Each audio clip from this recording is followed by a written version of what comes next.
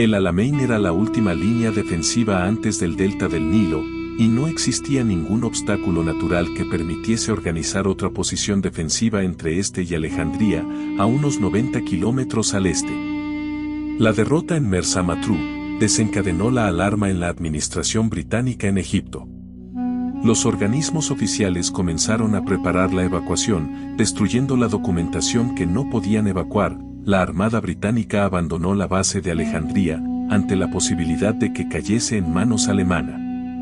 De la misma forma, Mussolini comenzó a organizar su próxima entrada triunfal en Alejandría, que esperaba presidir en persona, al tiempo que el grupo de ejército sur-alemán en Ucrania comenzaba a planear un avance desde el Cáucaso hacia Irak, que junto al avance de Rommel en Egipto formarían las dos puntas de una tenaza que daría a Alemania el dominio de Oriente Medio.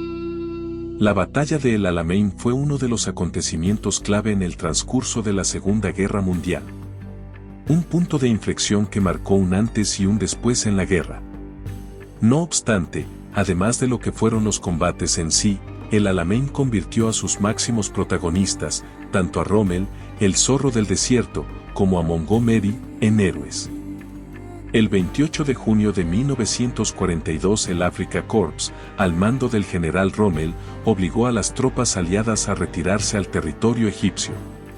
Tras el fracaso de la ofensiva llevada a cabo por el octavo ejército británico en la batalla de Bir Hakeim y la masiva destrucción de tanques británicos en Knightsbridge, la retirada resultó inevitable. El golpe decisivo fue la conquista de la fortaleza de Tobruk, tras 8 meses de sitio. Con esta victoria, las tropas ítalo-germanas tuvieron abierto el camino hacia el Cairo. Tras el desastre de Tobruk, el Estado Mayor y el primer ministro británicos lograron convencer al presidente estadounidense Roosevelt y al alto mando norteamericano de la importancia estratégica de África del Norte.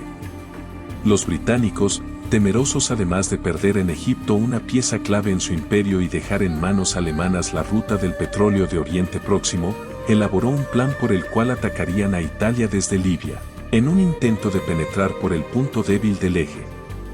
Para lograr este propósito existía, desde el punto de vista inglés, un serio problema, ni más ni menos que Rommel. Había que destruir las fuerzas alemanas e italianas en el norte de África, y eso fue lo que ordenó Winston Churchill en agosto de 1942, al encargarle al general Montgomery para dirigir el octavo ejército. Las fuerzas aliadas estaban compuestas por 220.000 hombres, 1.230 carros de combate, más de 1.200 cañones de campaña, 1.451 cañones antitanque, 13.000 vehículos artillados o semiartillados y 1.585 aviones. Las tropas que participaron pertenecían al octavo ejército, el cual estaba compuesto de 3 cuerpos con soldados australianos, escoceses, neozelandeses, ingleses, estadounidenses, indios, franceses, griegos y polacos. El armamento pesado se componía de carros de combate Grant M3 de 25 toneladas, con un cañón móvil de 37 milímetros y un cañón semimóvil de 75, carros Crusader de 26 toneladas, con 2 ametralladoras y un cañón de 40 milímetros, 270 carros de combate German M4, con cañones de alta velocidad de 75. Por su parte, la principal arma de la Fuerza Aérea eran los bombarderos Baltimore y los B-25. Las fuerzas del eje estaban compuestas por 103.000 hombres, 49.000 alemanes y 54.000 italianos, 548 carros de combate, 552 cañones de campaña, 1.063 cañones antitanque, 7.000 vehículos artillados o semiartillados y 350 aviones. El armamento pesado estaba compuesto por carros de combate Panzer III y Panzer IV, de gran movilidad y grueso blindaje, provistos de cañones de alta velocidad de 75 milímetros. La principal arma aérea fueron los cazas Bf-109F-4, así como también los cañones antitanque móviles de 75 y 88 milímetros. Tras la toma de Tobruk, el pavor invadió Londres, puesto que la posibilidad de la pérdida de El Cairo era ya una realidad, y con ella peligraba todo Egipto. Rommel instaló el ejército ítalo-alemán en el desierto egipcio, a la altura de El Alamein, a escasos 95 kilómetros de Alejandría. El Alamein era una pequeña estación ferroviaria donde las tropas del octavo ejército habían mantenido una sólida posición esperando la oportunidad del contraataque. Es en este momento, agosto de 1942, cuando Montgomery asumió el mando de la situación. Tras contener un nuevo ataque de Rommel en Alam el Jalfa, Montgomery inició los preparativos para tomar la iniciativa y el 23 de octubre comenzó el ataque. La batalla estalló a las 9:40 hora de Egipto y más de 1000 cañones británicos abrieron fuego contra las baterías alemanas, mientras que 10 divisiones esperaban el momento de avanzar.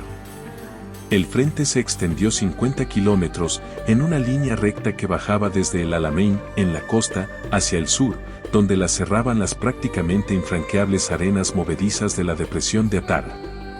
Rommel no estaba presente en el momento del ataque, ya que convalecía en Austria de una enfermedad, aunque antes de su marcha había dejado perfectamente planificada su defensa bajo las órdenes del general Stumme.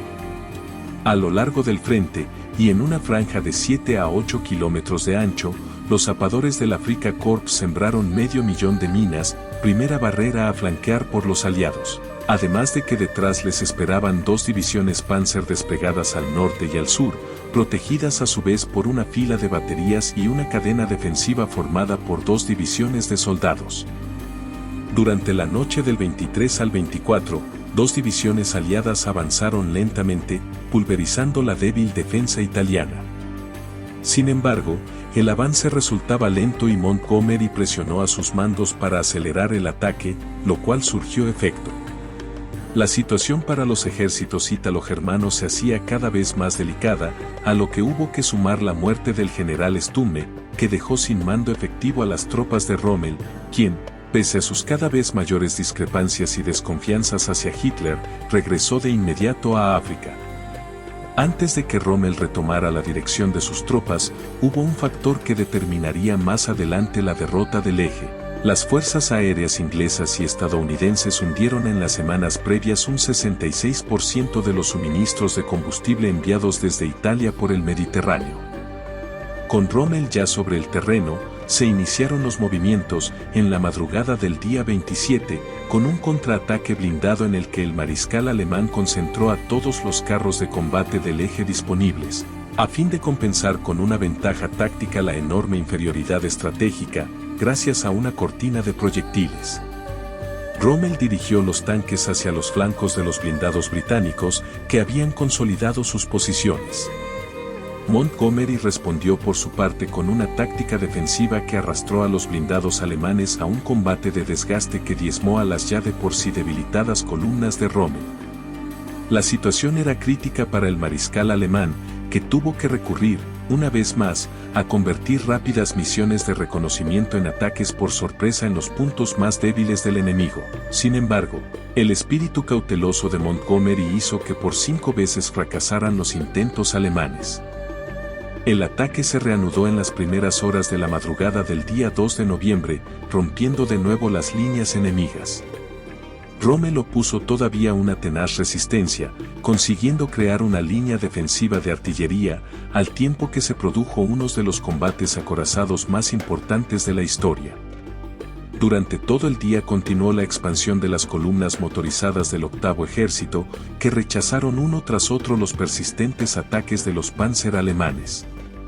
Montgomery se vio sorprendido por la dura resistencia alemana, mientras que Rommel, enfermo y agotado, sin municiones ni combustible, retrasó la derrota ya inevitable, destruyendo aún 87 tanques británicos.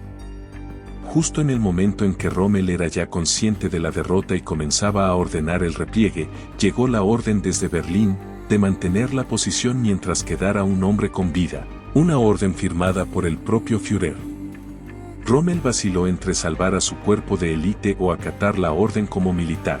Sin embargo, el 4 de noviembre se produciría el desenlace final, y Rommel decidiría retirarse con su ejército. Tras un ataque por sorpresa de los aliados, el débil frente que aún mantenían los alemanes quedó roto y los aliados ya estaban en la retaguardia de Rommel. La noche de ese mismo día el mariscal ordenó el repliegue definitivo. Por delante tenía 1.250 kilómetros de desierto, con pocos víveres y combustible para los 38 Panzers que habían sobrevivido de los 260 que empezaron. Montgomery inició su persecución, pero un inoportuno aguacero le retrasó, de modo que Rommel logró alcanzar Túnez en 15 días, en un repliegue que, según su ayudante, el general Bayer Lane, fue la mejor operación que realizó Rommel en África. En el campo de batalla quedaron más de 450 tanques y 1.000 cañones destruidos, a lo que había que sumar los 350 blindados y 400 baterías recuperadas por los vencedores. Las bajas humanas fueron relativamente reducidas, considerando la magnitud de la batalla, 2.350 bajas en el contingente aliado y 3.000 en el eje. La victoria aliada había sido total, con lo que quedaba abierta la puerta para el desembarco en Italia. Si te ha gustado el video, dale like y suscríbete.